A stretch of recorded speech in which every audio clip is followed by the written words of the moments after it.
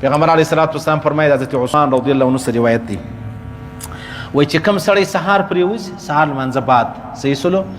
الله رب العزت د دې سړي رزق چې دی هغه چیش کی هغه بندوي الله د در رزق چې دی هغه منع کوي الله پر د باندې رزق چې دی هغه د ری پښتو اسانه توري دی کوم سړی سهار لمانځه بعد پرېوځي اوس بیا یو سړی وای یاره مولوي صاحب زه چوکیدار یم زه طالب یم زه ریړۍ والا یم سهار وختي راپورته کېږم ما ته الله یو شی نه دی راکړی دا نور خلک چې دی هغه بدد دي در غرمې او تر ماښامه بدد دي الله هر شی ورکړی دی اوس په خالد دا خبره سره وکړه الله رب العزت د زړه څو اطمینان و دته په خپله دنیا کې ورکړی دی و تا ته په خپله دنیا کې ورکړی ته ریړۍ چلی او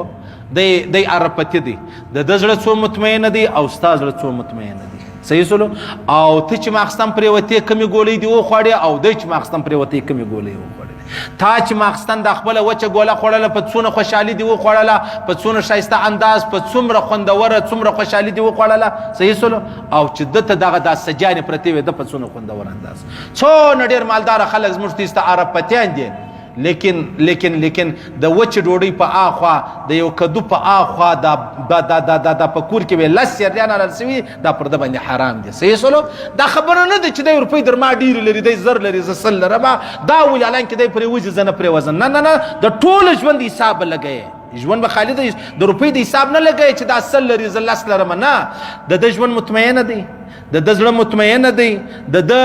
خوب بغیر د ګولۍ دی د خوب بغیر د دوا دی دا در معلومیږي وره معلومیږي نو لهذا د الله رسول فرمایي تاسو څه کوئ تاسو سهار پرېوځئ ما نوم صبحة یمنع الرزق د سهار خوب ستا رزق چې دی هغه منع کوي ستا رزق پر تا باندې درایي ستا رزق پر تا باندې درایي و تا ته نه میلاویږي او دا عجبه ناوله د خبرې دي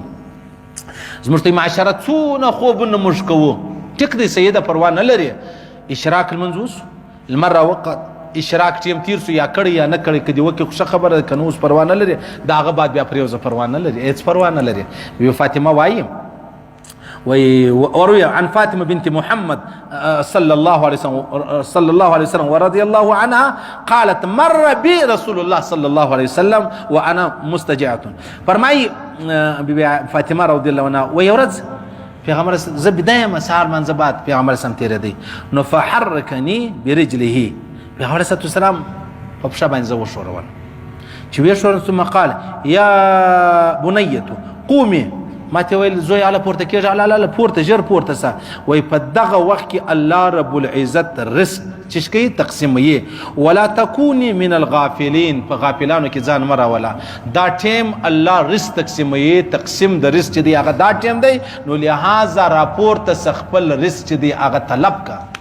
اوس نو یو سړی نو دا خو ښځه و نو رزق څنګه طلب کې دکان خلاص کې یا دکان مه خلاصوه راپورته سه د الله سې وغواړه چې الله ته دا ټیم رزق تقسیموي ما ته حلال رزق راکه ما ته حلاله ګوله راکه ما ته ډېره راکه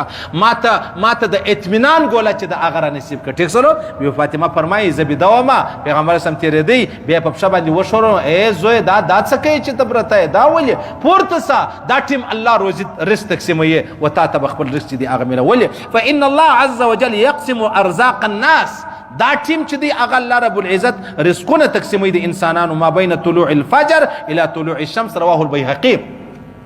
پیشلمی چې کله ختم شي دا ټیم سیونه سي د لمر خطو پرې لمر خاطه چې بیا کله د 15 منټه تیر در دا ټیم پرې دا الله رزق چشکې تقسیموي راپورته سه د الله څخه خپل رزق چې دی هغه طلب کا الله به وتا ته رزق چې دی هغه درکړي الله به وتا ته رزق درکړي د حضرت علی کرم الله وجهه روایت دی پیغمبر سم نهى رسول الله صلی الله علیه وسلم عن النوم قبل الطلوع پیغمبر شمس د لمر راختو سم مخکې پرېوځم خلاص پر دې دا دونه خبرې چې وسولې ټول پر دا باندې ولې د اوس موږ ته سهار منځل راپورته کېږو د چا لمونځ وختي دی چا د ناوخته دی بس منځل راپورته څه پروا نه لري لیکن بیا پرېوتل چې دی هغه به د لمر خطو بعد دی لمر خطو بعد بیا پروا نه لري هیڅ پروا نه لري بی عایشه صدیقه وایي پیغمبر علیه السلام به د شپې تهجد راپورته سو ډېر به ستړی شو بیا مابینځ کې بیا پرېوتی بیده بسو یا به سهار اذانونه وسو پیغمبر سم 2 رکعات سنت وکړو بیا به بیده سلو بیا به سال منځل بیا راپورته سلو کبه زوی شوم بی عایشه صدیقه وایي پیغمبر سم صدقه ما سره مجلس وکي کبه نو ویش بیا پیغمبر سم پریوتی صدقې سر به ولګوي یعنی د شپې به ډیر عبادت کړی ولو. نو زما استاد پاروم دا خبره ده چې الله دې موتا تاجد را نصیب کړي. که تاجد ورسېدي ډیره ښه خبره ده، که نو جمعات الله ګرځ په موتا نه قضا کوي. الله دې د سهار لمونځ جمعات په موتا الله نه قضا کوي. او بیا د سهار لمانځه بعد چې سړی رالی یاسین شریف ووایي په دا مابینځ کې د هغه رقم منزل چې دی هغه ووایه، بیا لمر راوختې 2 رکعت اشراق وکړي، ډېره ښه خبره ده. د حج د عمرې ثواب لري او که نه وکړي پروا نه لري، خو ثوابونه په هغه کې ډېر دي. بیا چې کله لمر راوختې داسې یو 15 منټه تېر سولو بیا پرېوځه، بیا پروا نه لري. الله هم اجازه کړې ده، الله رسول هم اجازه کړې ده. یعنې دا څونه مهمې خبرې دي عزیزانو، دا څونه لازمي خبرې دي زما استاد ژوند. ګرد د ورځ ما او تا ورور په ګوله پسې ځغلو، ستومان، قسمونه، طلاقونه، درواغ، 2 نمبرې څه دپاره؟ د دې دپاره چې ور پې موتا زیاته پیدا کړو. لیکن چې دلته د الله او د رسول له جانبه موتا ته وخت راښول سوی دی، ټیم راښول سوی دی، هغه انداز یې راښول سوی دی، هغه بیا موتا نه کوو. او وجه څه ده عزیزان؟ وجه دا ده زموږ د الله او د رسول پر خبرو یقین نشته، بالکل نشته یقین. تاسو به منئ یا نه منئ. و څونه ډېر خلک دي هغه راسي موږ ته مولوي صاحب ته یو تعویض راوړه، کاروبار مې ډېر کمزوری دی. موږ ورته وایي زه اکثره دا خبره کوم چې مطلب سوره واقعه د ماښام لمانځه بعد وایه. اوس که ته وایې زه عرب پتې یم، نو زه سوره واقعه چېش دپاره ووایم؟ د دې دپاره ووایه چې الله بیا نه در باندې دروي،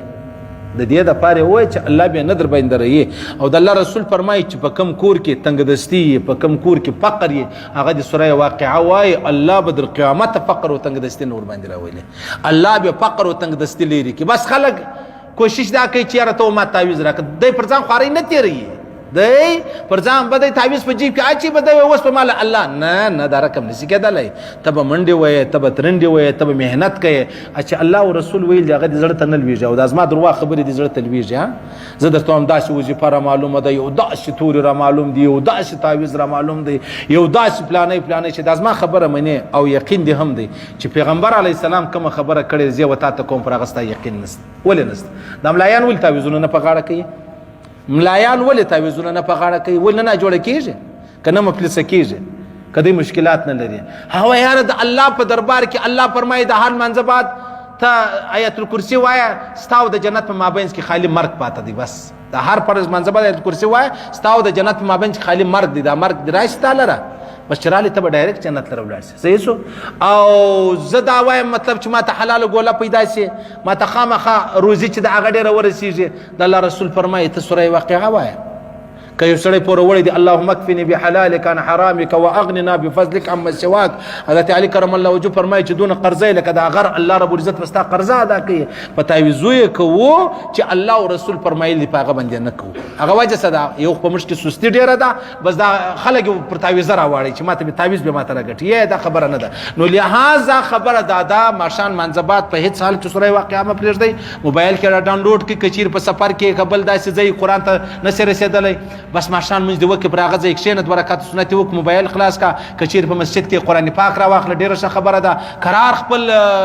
سوره واقعه ووایه. والله العظیم د غیب څه لکه د مرغانو چې کاروبار نه دی معلوماوه، الله د غیب څه ګوله ورکوي، داسې بیا الله و ما تا ته هم راکړي. که ته وازه دکان لرم، په دغه دکان کې به الله د غیب څه درکړي،